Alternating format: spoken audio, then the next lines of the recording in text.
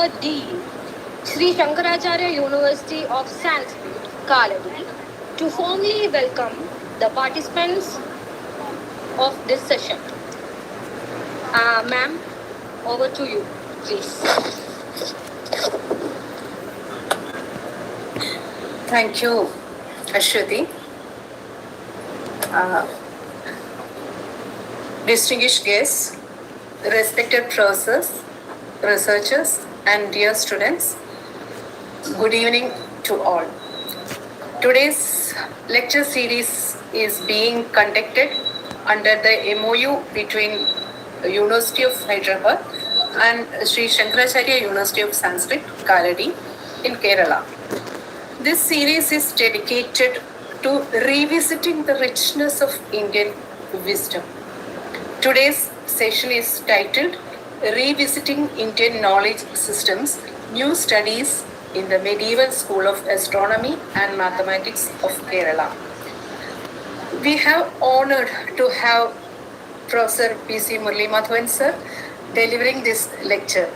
He is a renowned scholar in the field of Sanskrit studies, widely recognized both in India and abroad.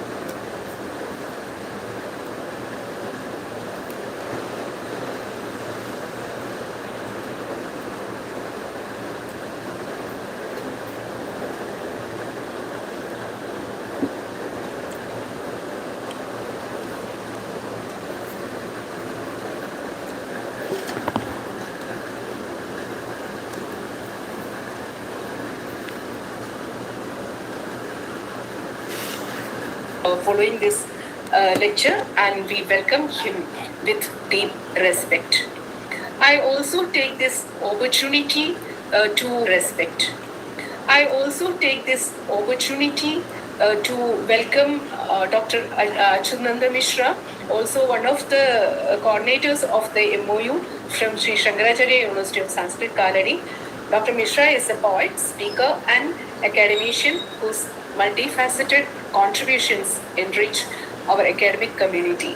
We are delighted to have him with us today. No university program is complete without the active participation of its researchers and students. This lecture series is being steered by the dedicated scholars of both Sri Shankaracharya University of Sanskrit, Kalady, and University of Hyderabad. I extend a proud and warm welcome to all the researchers and students of University of Hyderabad and Sri Shankaracharya University of Sanskrit, Kalady. Finally, I warmly welcome all the faculty members and academicians who are present here, both in person and online. With that, I invite Sri Maya C, Research Scholar, Department of Sanskrit Vyakarana, Sri Shankaracharya University of Sanskrit, Kalady, to formally introduce Professor P.C. Muraleemadhavan sir and begin today's session. Thank you.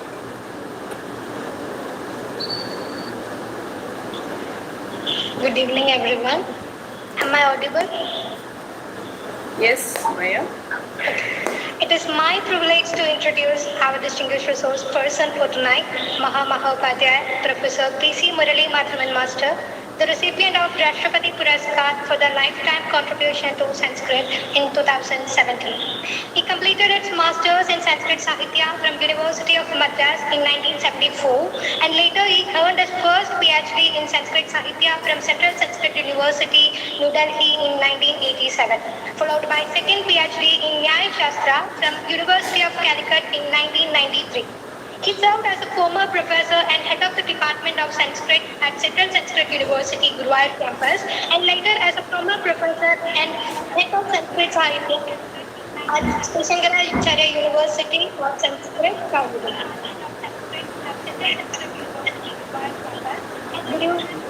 He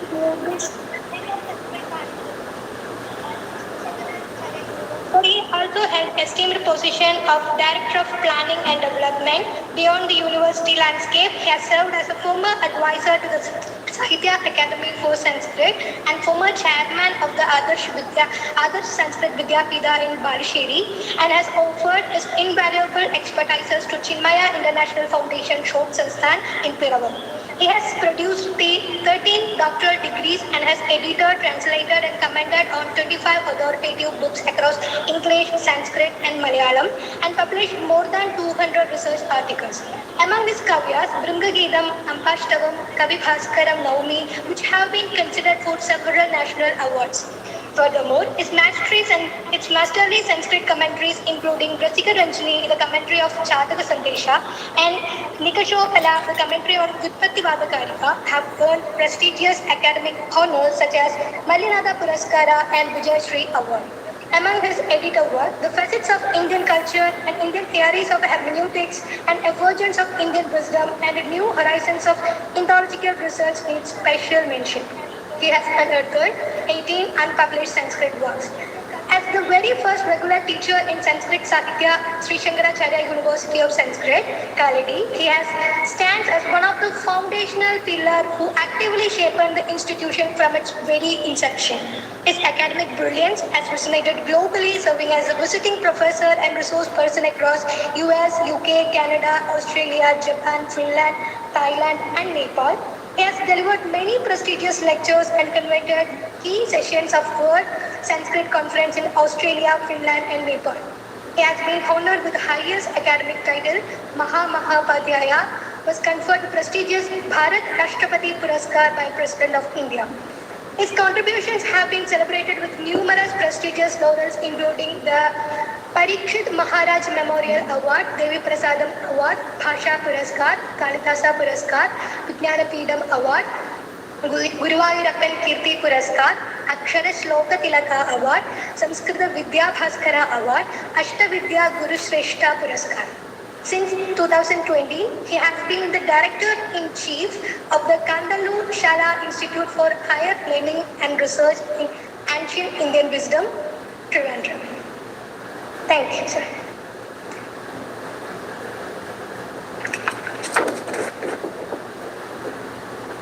Thank you, Maya.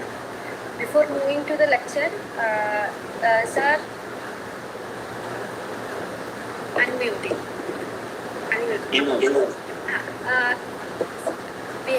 We have to share the screen. Are you okay with that?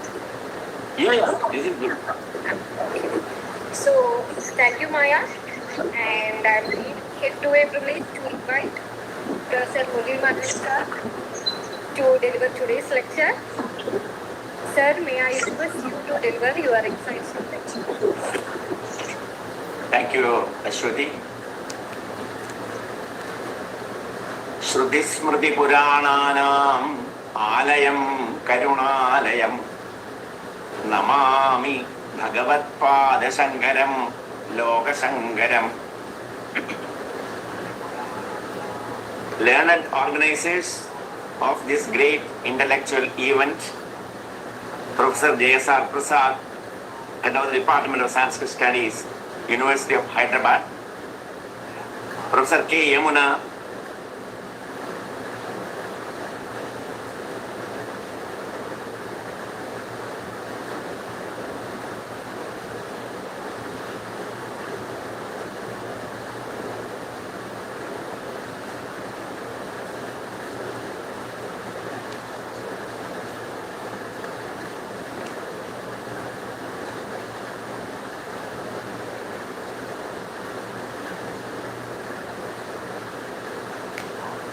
my of University of Hyderabad and Shankaracharya University of Kalady, teachers, researchers and students of various universities now present in virtual platform. I salute you all with folded hands and bowed head. Really, it is a matter of great privilege for a person like me to get an invitation to to deliver the inaugural lecture of a significant lecture series named Vidya Tadvidya Sambhasha. Actually, that comes in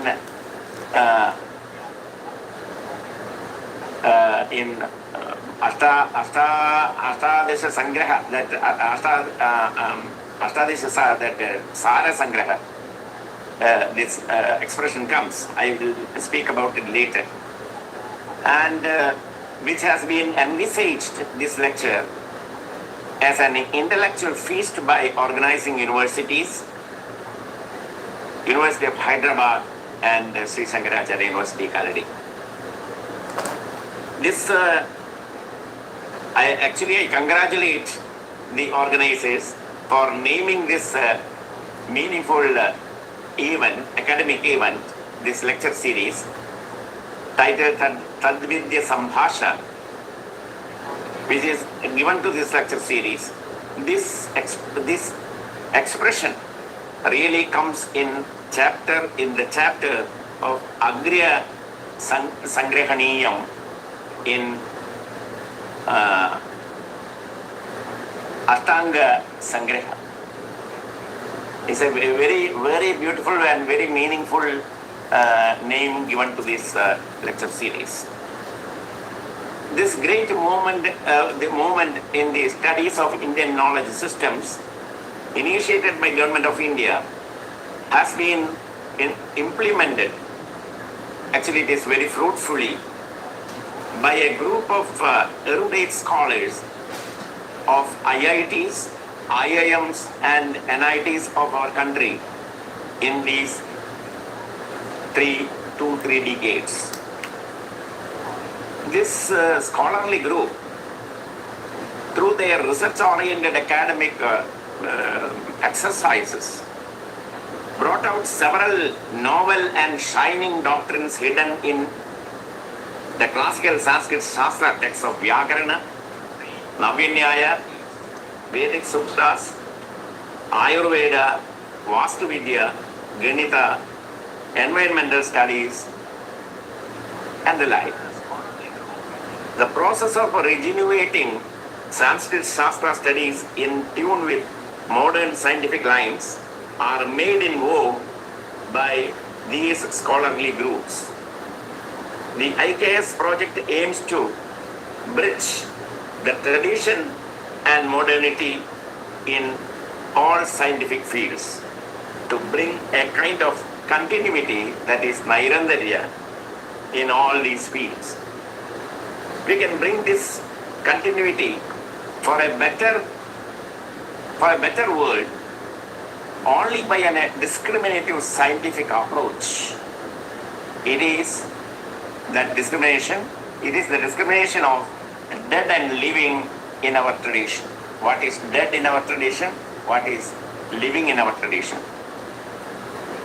In our tradition, we come across living and shining principles which make us authorities to move ahead in the modern scientific world. But we also come across some dead elements, the studies of which never favors our advancements in the present scenario. They are born out of those blind beliefs and customs and like that. They are born out of blind faiths and customs in our tradition. They should be disregarded or discarded. Grahya Tyajya Viveka is the essential quality of a research scholar, or rather has to be imbibed. As Mahakavi Kalidasa says, Purana Mityevana Sadhu Sarvam Nachapi Kavyam Navamitya Avadyam Sanda Parikshya Anyatara Bhajande Mudha Parapratyaya Neyabuddhi. The major issues in IKS projects faced in IITs and IIMs when they implement. is the non-familiarity of Sanskrit language of the modern scientists, young scientists. Indian Shastras suffered a lot due to this non-familiarity, which was the net result of the colonial rule. It means this colonial rule cleverly removed Sanskrit language, rather marginalized the Sanskrit education from the mainstream of our country, in the education system of our country. The scientific inquiry and research in Sanskrit, in Ayurveda, Ganita, Vastuvidya, etc., distorted to a great extent. The new education policies of Lord Macaulay created so many educationalists and scientists without any background of Sanskrit knowledge, rather Indian culture. The pressing need of the project of IKS is to bring back familiarity of Sanskrit language among young Indian scientists and researchers. There should be continuous dialogue between Sanskritists and scientists, which will open new vistas of interdisciplinary and multidisciplinary studies and research in ancient Sanskrit texts in our Indian knowledge systems. As the first phase, Government of India is planning to give directions, also decided to give directions to the leading scientific institutions like IITs, IIMs and other significant national level significant institutions to implement in their curriculum provisions to conduct a bridge course in Sanskrit to enable the studies in Sanskrit texts by scientists, modern scientists. Now, our former Prime Minister, Professor Sri Jawaharlal Nehru, in his work, The Discovery of India, I quote, he said, I quote, "If I was asked what is the greatest treasure which India possesses and what is her richest heritage, I would answer unhesitatingly, it is the Sanskrit language and literature and all that it contains. This is a significant heritage, and so long as this endures and influences the life of our people, so long as the basic of India will continue. The knowledge of Sanskrit and through it, a knowledge of our entire intellectual, what we call heritage, is essential for an enlightened understanding of our modern technical age." Actually, what is science and what is technology? The word science in Latin means knowledge. Science has to be understood in its original meaning of knowledge. All knowledges can be named as science. And as such, it must include knowledge of both the outer nature and man's inner nature. This is the only antidote to the maladies afflicting mankind today. While science is the way of thinking, observing and experimenting, technology is its offspring. In other words, we say that science knows and technology does. Today, when we talk of science, it includes also technology. Hence, we say that this is the age of science and technology. I wish to emphasize the science is an essential ingredient of Sanskrit. Actually, how our science is, the modern science is finding the solutions, remedies for the problems raised every day. Example, earthquakes are among the greatest natural hazards which kill thousands of people and render many more homeless and destroy properties worth crores of rupees. Unlike cyclones and floods, they occur all too sudden and before any precaution can be taken.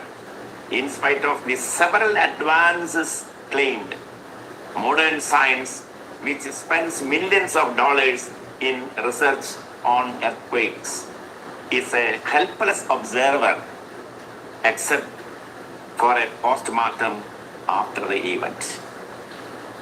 It is in this context that one may be benefited by looking into the ancient Indian Vedic sciences for possible clues on this subject of predictive seismology. Interestingly, Varahamihira has devoted a chapter on the science of earthquakes in his monumental work titled Brihat Sankita. This work is accessible to the modern scientists also by the work of Mr. Ramakrishna Bhatt, which includes an English translation, notes and literary comments on the original work of Varahamihira. India is known to be one of the most ancient sources of knowledge on metallurgy. Sanskrit literature is replete with extensive descriptions of metallurgical formations, functions of various alloys of basic metals as copper, zinc, iron, gold and silver. Even more mysterious are the descriptions given in Vimana Shastra and aeronautics and rocketry text for various formulations for a large variety of alloys used in various parts and assemblies of the Vimana. Some formulations for alloys given in the Vimana Shastra have been tried out in the laboratory and found to be novel with interesting special properties and features. Some more alloys with the superalloys they call, properties described in the Vimana Shastra are yet to be deciphered and reproduced. It is noticed that several scientific aspects of computer software are embedded in Vedas and Shastras, almost in the same form. The approach of the compilers in translating the statements of computer languages is found to closely follow the approach of Mimamsa in its Vakyartha Vichara. The key words in computer languages are similar to the Samakhya categories of words in the Veda. The urge of the programmer to instigate the computer through his program commands has total resemblance with what we call the Sabda Bhavana of Mimamsa. The concept of program unit is similar to Prakarana in Mimamsa. The main program matches with Mahaprakarana, while the sub-programs in computer matches with Avandara Prakarana. Several similarities are noticed between the computerized management system and Vidhi Vibhaga of Mimamsa. While the flowchart methodology of computer projects resembles the Utpatti Vidhi, the development of the application programs similar to Vinyoga Vidhyas, and the execution of computer programs matches with Prayoga Vidhi. So, Utpatti Vidhi, Vinyoga Vidhi, Prayoga Vidhi, Parvapari Vidhi, and like that, all Mimamsa, these Vidhis are very close to the computer, the systems that we use nowadays. So the Kramanakshana in Mimamsa has several similarities with the data structures of computer programs. In particular, the Paurvaparya in Mimamsa has the features of linear lists like queues and stacks of computer science. The concept of equal time slots in the time sharing system of computers exactly matches with the equal time concept of Pravritti Krama. The concept of processing in computers with no delay in between steps matches with that of Avilamba of Prayoga Viti.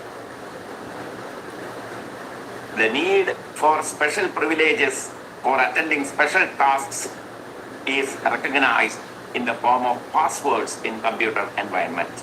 All these are in the Mimamsa text, Shastra.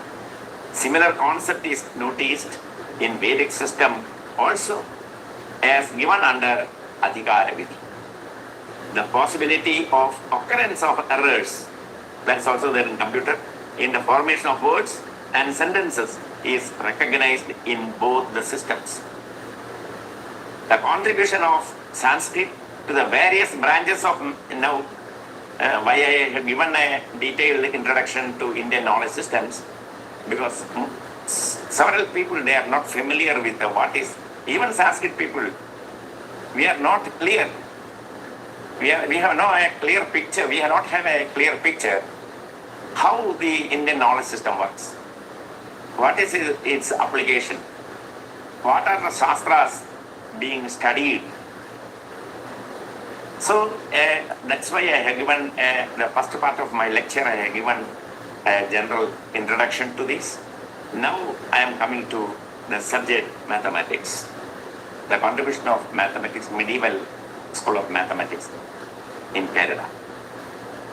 The contributions of Sanskrit to the various branches of mathematics are admittedly of great significance.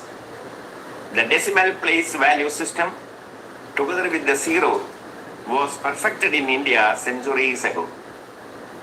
The earliest available record of the use of the zero is in Pingala's Chandas Sutras, that roughly written in 200 BC. Modern scientists like Laplace and Einstein have praised India's contributions to mathematics sky high. Laplace has said, I quote, how grateful we should be to Indians who found the great decimal system, which does not occur to the minds of such mighty mathematicians as Archimedes and Apollonius. Albert and Einstein has observed, I quote, we owe a lot to Hindu Indians who taught us how to count, without which no worthwhile scientific discovery could have been made. So now coming to the Kerala sector, the history of mathematical activity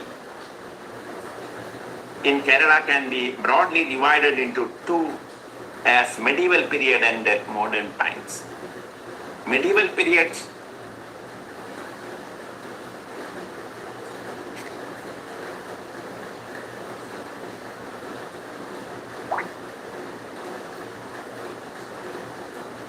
sorry, 1 minute, I will just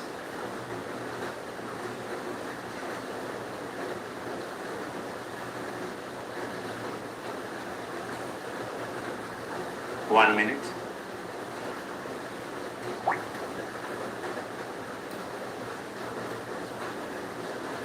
Yes. The history of mathematical activity in Kerala can be broadly divided into two, as medieval period and modern times. Medieval period, for our present purpose, may be taken, as I told you, and be taken as extending from 13th century to 19th century, and the modern period extending up to the present times. During During the last 50, 60 years, non-European roots of science are being traced and the corresponding contribution thereof is being critically assessed. As regards mathematics, India has made a commendable contribution. The concept of zero that I have already told you, and starting with the Aryabhata, and ending with the Bhaskara II of Leelavati fame, belongs to 12th century. There has been a continuous and widespread mathematical activity all over India. This period may be called the classical period of Indian mathematics and mathematics and astronomy. Stalwarts like Bhaskara I, Brahmagupta and Mahavira came up with striking mathematical findings which were to be developed in the West centuries later. To cite a few such findings of one of these scholars, was Brahmagupta, this is enunciation of different formula. Enunciation of the formula for finding the area of a cyclic quadrilateral as S minus A, S minus B, S minus C, S minus D, where A, B, C, and D are the sides and S the perimeter of the quadrilateral. Though Brahmagupta was the first man to give this formula, today this is known in the name of a Westerner, W. Snell, a European scholar of 17th century. Solution of the second degree intermediate equations of the types, that also one something.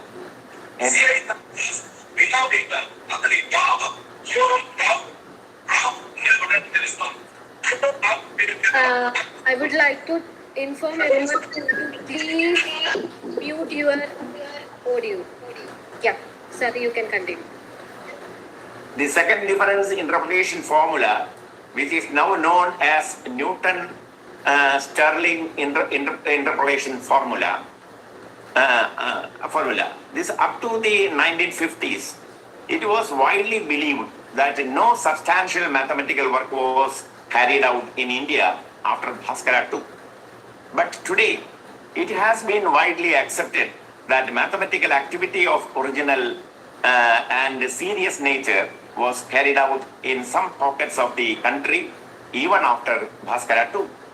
And Kerala's contribution is the most outstanding in the post-Bhaskaran era of Indian mathematics. Hence, the period extending from 13th to 19th century is called as Kerala period of Indian mathematics or astronomy, and this is called the medieval period of mathematics. Unique features of Indian mathematics. Now, before entering into the salient features of medieval Kerala mathematics, it would be better to notice some notable characteristics of Indian mathematical literature.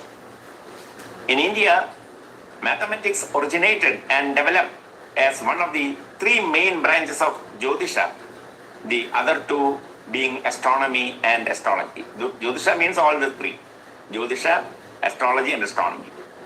But in ancient India, Jyotisha meant mathematics, astronomy, and astrology.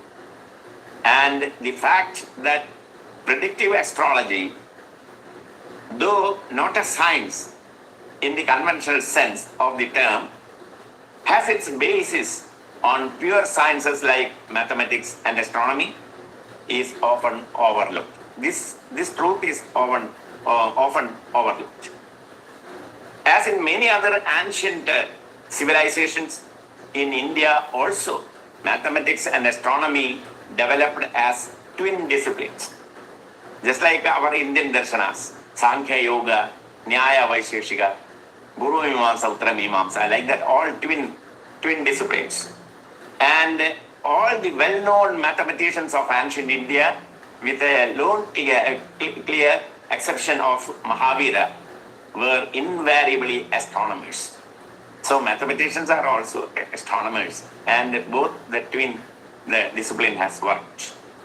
And the Sulba Sutras and the Bhakshali manuscripts are the only two, that is Bhakshali, it is also Bhakshali, Dirgha is there, Bhakshali manuscripts are the only two ancient Indian works which deal exclusively with mathematics. Works and scholars of Kerala medieval period. Coming to the medieval Kerala mathematics, it has been widely accepted that in central Kerala, there has been a continuous mathematical activity extending from 13th to 17th or 18th century. And that this school of Kerala mathematics has made a commendable work in the field of mathematical analysis, study of infinite series. Even 150 years before this branch originated in the West. Through this proposed project, there is an elaborated, what we call a course of action is happening in India as far as this medieval school of mathematics is concerned. Sangamagrama Madhava, who might be called the father of Kerala mathematics, Padasheri Parameswara, the profounder of Dirganita, Drig system of computation, Kalalur Neelakantha Somayajin, the author of celebrated work Tantra Shastra Sangraha, Jeshtadeva, the author of famous work Yukti Bhasha, Pudumana Somayajin, the author of Karana Pathati, Narayana, the co-author of Kriya Kramakari, commentary on Lilavati. And he is a co-author. The other author is Trikudaveli Shankaravariyar. And Shankaravarman, the author of Sadratnamala, are notable names in the Kerala School of Medieval Mathematics. The salient features of medieval Kerala mathematics. The first one is Aryabhatan system and Kerala mathematics. All of them were staunch followers of Aryabhatan system of computation. That's why we claim that Aryabhata belongs to Kerala, even though we have no sound proof to prove that he belongs to Kerala. But all Kerala mathematicians, they followed Aryabhatan system. In this connection, it may be noted that a major chunk of manuscripts of the text Aryabhatiya are unearthed from Kerala. That is also one reason. In other parts of India, Aryabhata system was not followed. They followed Surya Siddhanta, was more popular than Aryabhatiya. Seldom they depend on Aryabhatiya also, but mostly it is another text called Surya Siddhanta. Kadapayadi system of numeral notation. In ancient India, there were three systems of verbal notation of numerals. Verbal notation of numerals. For easy memorizing and recollection, versified language is more convenient. In Shastra texts, we have seen Karikas in sloka form, versified form. That is more easy to memorize. So, for versification of numbers, three systems were used in Kerala. They are in versified form, and three systems are used in Kerala. The first two systems use letters of Sanskrit alphabet for numeral notations, just like Kadapayati. I will come later on that topic. So this Sanskrit alphabet for numeral notations. Bhuta Sankhya system used mythological concepts to represent numerals by things associated with the number. For example, 4. When you say for Veda, when you say for Veda, it is for number 4. And when you speak 6, it is Shandarshana. Shandarshana, if I use, it is 6. And like that, not Shandarshana, Darshana commonly when we use. And even Samudra, when you say, it is 7. And like that, the mythological, that what we call system, the concepts are used to represent numerals by things associated with the number. Aryabhatan system was used only by Aryabhata. No followers are seen. It is a difficult one, that is why. The earliest of the 3, that is Kadapayadi system, in this system, numbers are represented by meaningful, catchy phrases and passages. Like Mattattur Narayana Bhatta has used the Ayurarogya Sautyam. And like that, people use in Mattattur Narayana Bhatta, you can see several, he is a master of this Kadapayadi system and used it very effectively. And for example, to mention the Malayalam era, 1111, 1111, all one. Punyapaga is the word used. Like that. So many, this is just an example I have given. In this system, numbers are represented by meaningful, catchy phrases and passages. Example, as I told you recently. Now, the continuity of tradition in medieval school, a major characteristic of ancient Indian tradition is its oral transmittance. Hence, break of tradition may cause a heavy loss. In medieval Kerala, there was a teacher-discipline continuity of tradition that has preserved many of mathematical findings of Sangama Grama Madhava, which would have been lost but for this continuity. If this continuity was not there, it would have lost. Madhava had given the value of as different infinite series. In fact, he is the father of Kerala School of Mathematical Analysis. His findings are recorded by later scholars in the tradition, like Kavalur, Nilakantha Somayajin, Jeshtadeva, Pudumana Somayajin, and Narayana. These are the 4 major. There are some other scholars also, they are not very much significant. But these 4 are very much significant. They used the system of Sangama Grama Madhava very effectively.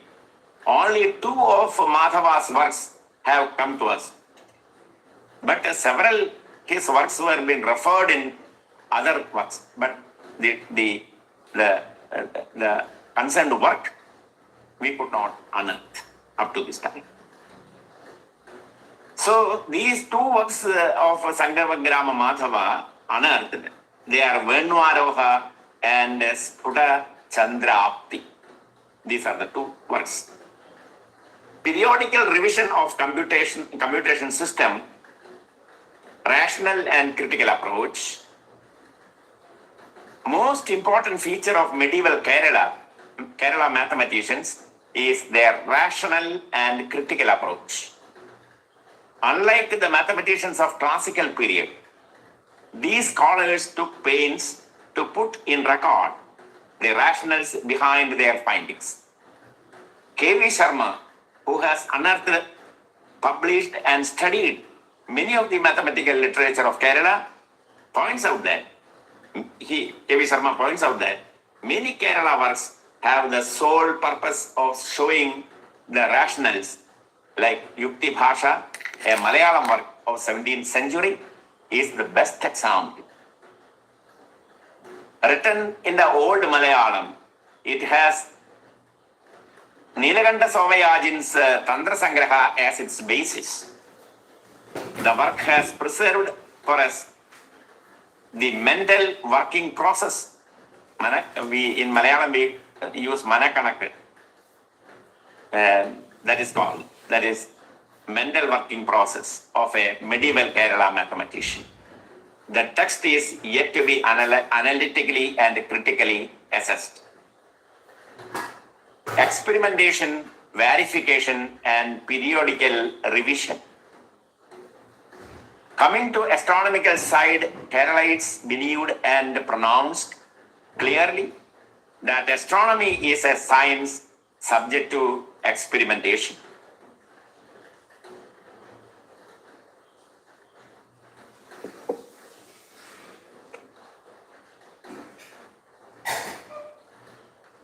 Is a science subject to experimentation. It is conducive verification and periodical revision. These are very badly needed for a Shastra. The Aryabhatan system of computation was revised here within 200 years of its inception. In the year 683 AD, it was proclaimed in Kerala that Aryabhatan system of calculation did not tally with observed data, and hence a modified system was promulgated.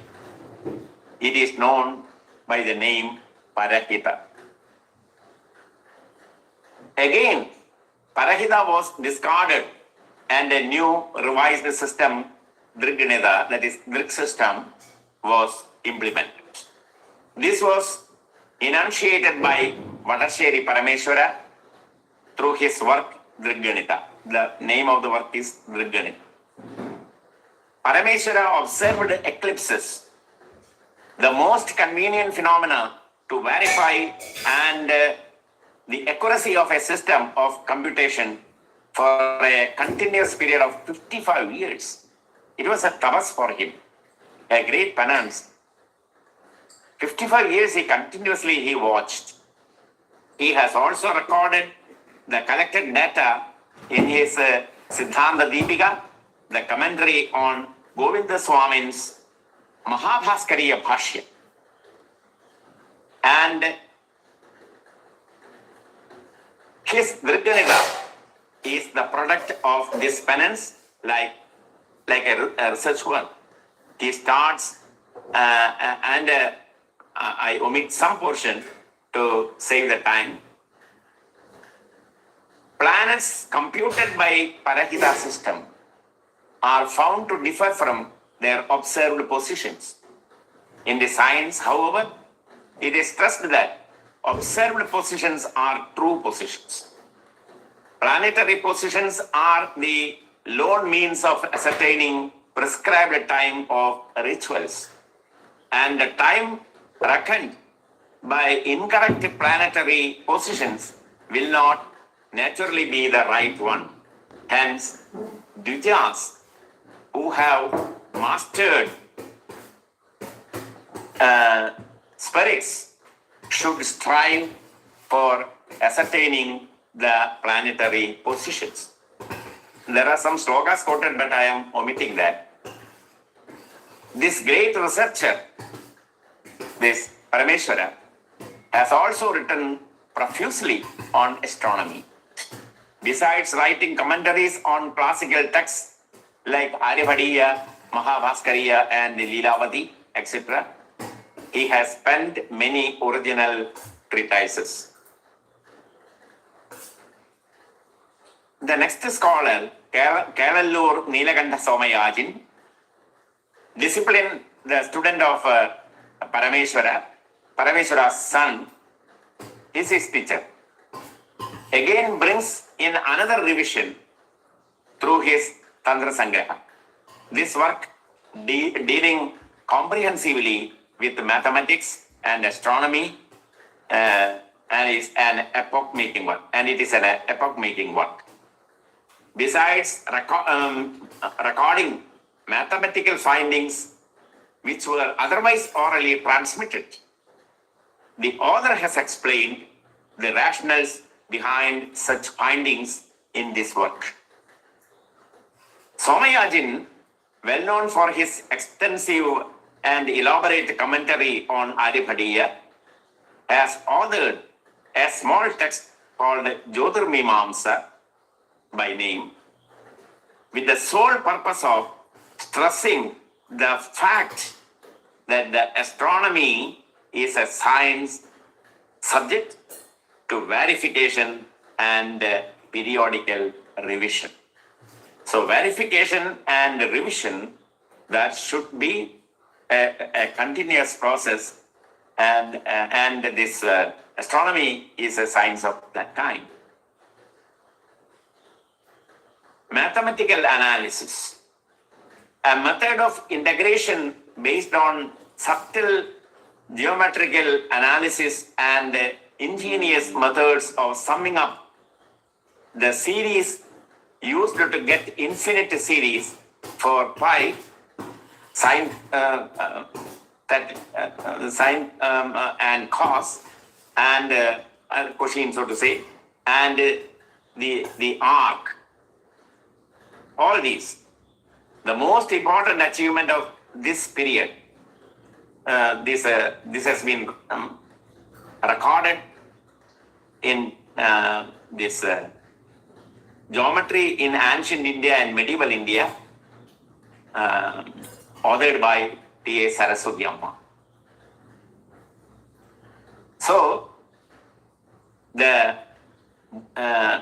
this medieval Kerala school of mathematics anticipated many of the later findings in the field. Most notable are the theorems, Taylor series of the sine and cosine functions, Newton's power series for the sine and cosine, Gregory, the famous series for inverse tangent, then Leibniz power series of pi for pi. All these series were developed by Sangamagrama Madhava, who mentioned earlier, in Kerala in the 14th century itself. Now, when we try to sum up, we stumble upon two questions. Why this tradition came to an abrupt end? Why this solid contribution has not been properly studied and assessed? The onslaught of Western education systems and impact of colonialism may be put forth as a prima facie simple answer, but a deep study of social and cultural history of scientific tradition of India in general, with a special focus on this particular period, may be carried out for a better analysis of the problem. And a critical study of historiography of Indian mathematics, science and technology in ancient and medieval India should be carried out. And to invite and focus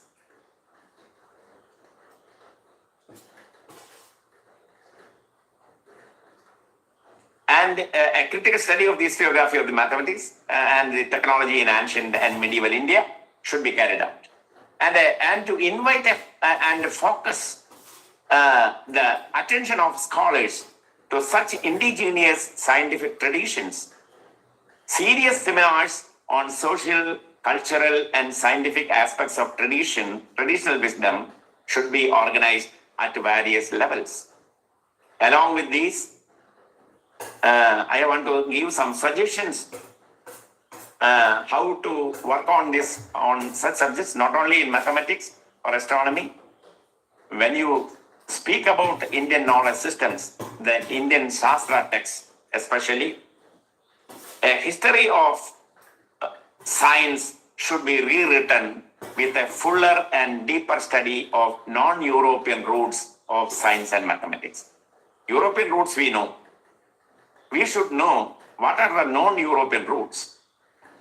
History of mathematical and scientific tradition should be included in the syllabi of not only in the history and Sanskrit courses, but also in the syllabi of technical courses like engineering, etc. Third, the history students should be taught Sanskrit with a different perspective. Sanskrit students should be made to pay more attention to mathematical and scientific and technical literature. They should be given a general picture of modern mathematics, science and technology and their history. So, Kerala Medieval School of Mathematics, going back to the original mathematical text in Sanskrit, it is now well known that Kerala was the pioneer of mathematical activities in India during the medieval period, that is 13th to 19th century. For the last, actually I have mentioned only 5 or 6 great legends in this field, mostly dominating Sangama Madhava, Kotaseri Parameswara, and Nilakanta Somayajin, and like that. Some few I have done, but there are hundreds of. We have prepared a list in which more than 200 texts are being written in this period. So, it is well known that Kerala was the pioneer of mathematical activities in India during the medieval period. For the last 6 or 7 decades, scholars of mathematics and history have been working on the Kerala School of Mathematics. See, as I mentioned, Professor K.V. Sharma was the pioneer from Kerala, who was the director, professor in the Hoshiapur. He was the man behind what we call unearthing so many valuable manuscripts related to mathematics, Ganita, and astronomy and astrology and like that. Apart from that, there are some other fields of sciences also. He has unearthed several manuscripts. We have Dr. K. Kunjundaraja also worked in this field, and he has contributed a lot in that. And now, at present, Professor N.K. Sundareswaran, who is formerly the professor of Calicut University, his PhD thesis is based on medieval mathematics of Kerala. And he is still working in several related texts after his retirement. And there are several people like Unnikishan, Dr. Unnikishan Tekepar, Dr. Lily Chako, so many people. Recently, in Trichur and around in the suburb areas of Trichur, we have 4 or 5 centers for study, for doing what we call for doing research and for higher studies in the Medieval School of Mathematics, mainly championed by Sangama Madhava. So in Trichur, in Central Sanskrit University, they have a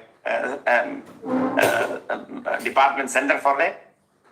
There is a Christ College there, they have a center. St. Joseph's College, they have a center. And likewise, even private organizations also, institutions also came up to take up this issue. So there is a great awakeness is being experienced among heralds regarding the what we call the regeneration of our ancient Sanskrit mathematical texts, exploring further in the manuscript material and go further and bring revisions. And as I told you, I have discussed all those things up to this time to bring this. So with these observations,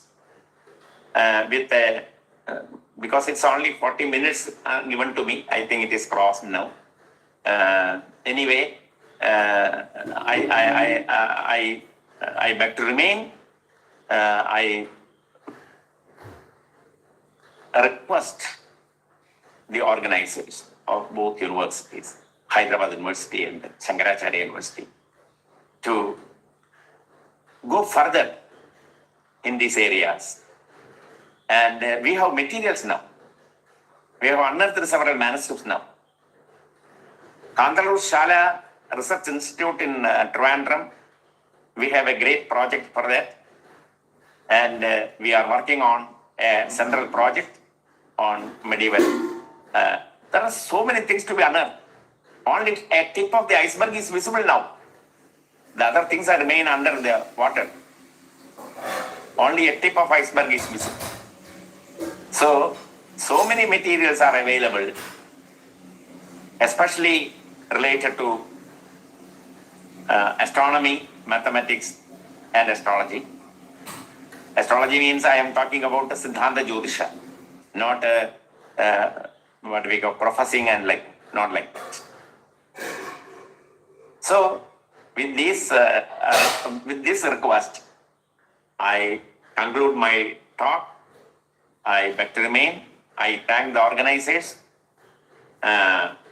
for giving me this great opportunity to deliver a talk on this. It is an ocean, and we cannot talk with 40 minutes or 50 minutes. I have mostly, I left some 15 pages from my written document, paper, because due to the paucity of time. So anyway, I also thank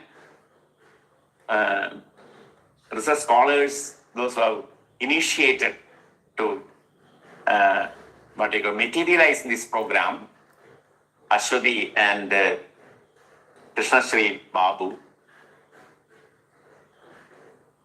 for giving their valuable time to organize such a serious academic event.